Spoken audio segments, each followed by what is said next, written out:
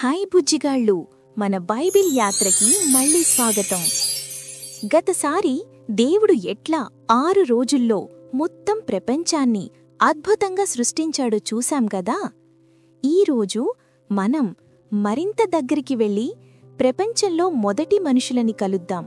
వాళ్ల మొదటి పెద్ద నిర్ణయాన్ని తెలుసుకుందాం. దేవుడు ఆదాముకి హవ్వకి ఒక అందమైన స్థలాన్ని ఇచ్చాడు. దానికి పేరు ఏదెన్ తోట. అందులో అనేక ఫలవృక్షాలున్నాయి.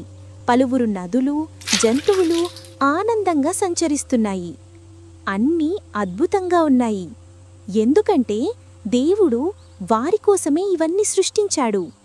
కాని దేవుడు ఒక ముఖ్యమైన నియమం చెప్పాడు. ఈ తోటలోని అన్ని చెట్ల ఫలాలు మీరు తినవచ్చు, కాని మధ్యలో ఉన్న ఒకే ఒక్క చెట్టు ఫలాన్ని మాత్రం తినకూడదు. అది నలుపు తెలుపు, మంచితనం చెడుతనం తెలిసే జ్ఞానవృక్షం. దేవుడు వారిని తనను నమ్మి ఆయన మార్గం ఎంచుకోవాలని కోరుకున్నాడు. ఎందుకంటే ప్రేమ అంటే ఎప్పుడూ ఒక ఎంపిక కదా. కాని ఆ తోటలో ఒక రహస్యం దాగి ఉంది. ఒక పాము చాలా చతురంగా, మోసపూరితంగా ఉన్నది. ఒకరోజు హవ్వ ఆ చెట్టు దగ్గరికి వచ్చింది. పాము ఆమెని అడిగింది, నిజంగానే దేవుడు ఈ చెట్టు ఫలం తినొద్దని అన్నాడా?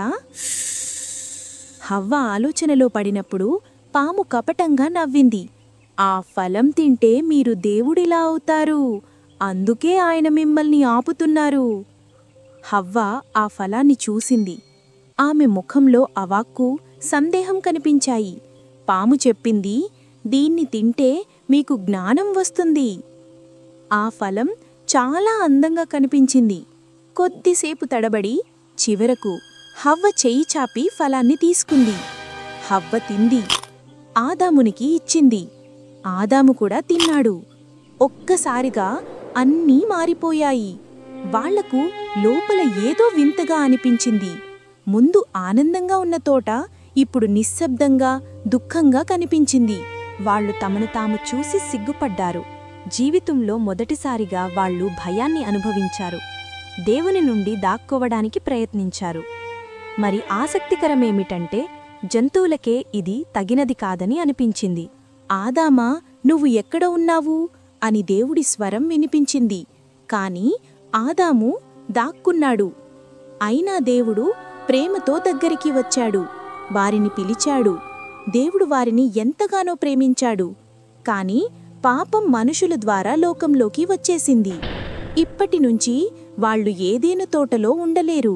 మునుపటిలా దేవుడితో కలిసి నడవలేరు. కాని దేవుడి దగ్గర ఒక గొప్ప ప్రణాళిక ఉంది, రక్షణ ప్రణాళిక. ఎందుకంటే మనం తప్పులు చేసినా దేవుడు మనల్ని ఎప్పుడూ వదిలిపెట్టడు. దేవుడు ఒక వాగ్దానం చేశాడు, ఒకరోజు నేను ఒకరిని పంపుతాను, అతను మీ పాపాల నుండి కాపాడుతాడు. ఆ రక్షకుడు ఎవరో తెలుసా? అతనే మన ప్రభువైన యేసుక్రీస్తు. తరువాతి వీడియోలో 2 అన్నదమ్ముల కథ ద్వారా మనసు గురించి ఒక గొప్ప పాఠం నేర్చుకుందాం. కయీన్, ఆబేలు కథ. తప్పక చూడండి. ఈ వీడియో నచ్చితే లైక్ చెయ్యండి, షేర్ చెయ్యండి. నెహెమ్యా స్టోరీస్ సబ్స్క్రైబ్ చేయడం మరువకండి.